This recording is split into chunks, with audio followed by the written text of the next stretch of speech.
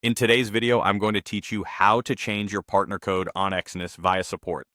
By the end, you'll know exactly what to prepare, who to contact, and what to say, so your request is handled smoothly. First, sign into your Exness personal area using your usual login credentials. This is the central hub for your account settings and support access. Make sure you're logging in from the official website or app to keep your information secure. Before you reach out to support, ensure your account is fully verified. That means your identity and proof of residence have been approved. Verification isn't just a formality, it confirms you're the rightful owner and allows support to make sensitive changes like updating your partner code. If you're still waiting on verification, double check that your documents are clear, up to date, and match your registered details.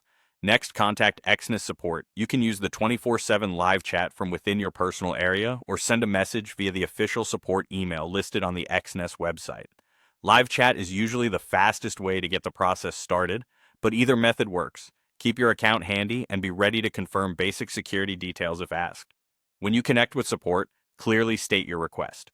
Let them know you want to change your partner code and specify the new partner code or referral link you want your account to be linked to. Include your Exness account number and your registered email so they can locate your profile right away. Keep the message concise and precise. Avoid sharing passwords or any unnecessary personal data. If you're pasting a code or link, double check it for accuracy to prevent delays. After submitting your request, wait while support reviews it.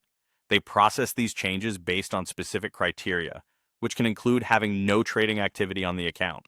In practice, that means if you've already placed trades, the change may not be possible. This policy helps maintain fairness and transparency within the program. The support team will let you know if you meet the requirements, provide an estimated time frame, or explain any next steps if you're not eligible.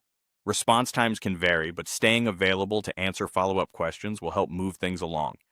That's it. Log in, make sure you're verified, contact support through live chat or the official email, provide your account number, registered email, and the new partner code or link, then wait for confirmation.